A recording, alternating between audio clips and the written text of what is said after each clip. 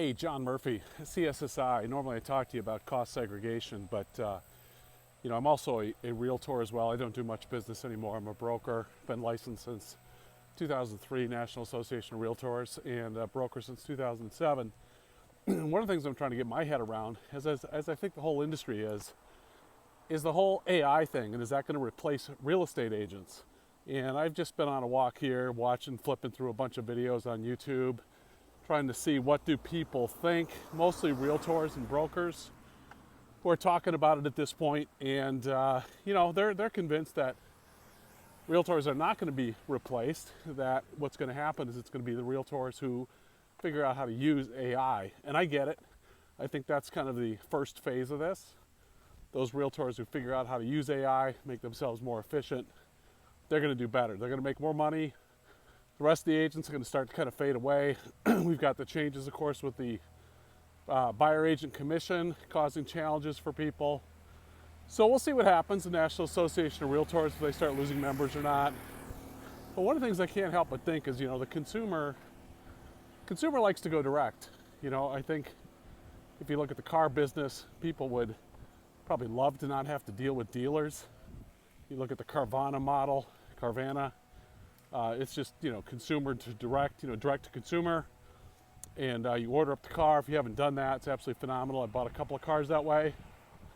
And I realize real estate's way more complicated than buying a car. I get that.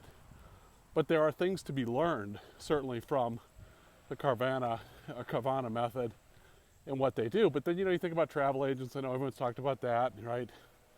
Technology was going to impact real estate like it impacted the travel agent business and disintermediated them. They're out of the business basically for the most part. Now it's just consumer direct to websites. But AI is getting increasingly sophisticated.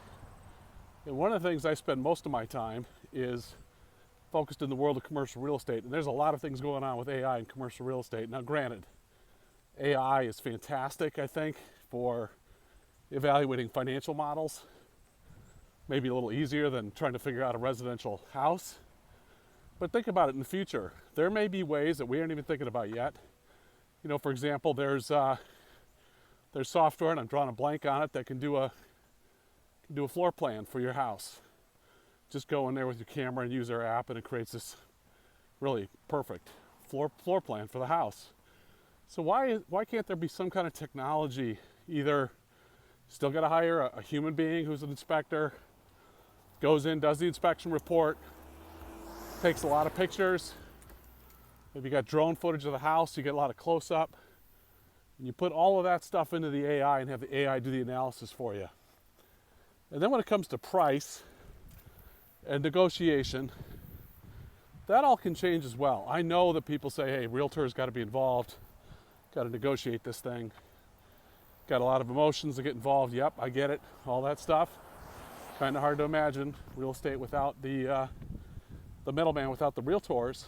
But that might also change as well. We just don't know. As the AI becomes more and more sophisticated, as the consumer just starts to have it more and more integrated into their life, and they get more comfortable with it. I mean, think about the iPhone for a second. The iPhone, I don't know, what are we on, iPhone 16?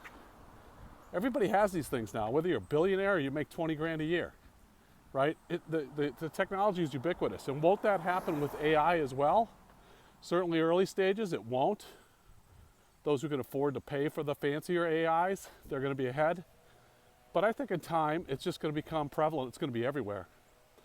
And so when it becomes everywhere, and you've been using the AI now for 5 or 10 years, and the AI can do a better job way faster in figuring out a home's value by the moment, by the day, by the week, by the month, than a realtor can who gives you a CMA.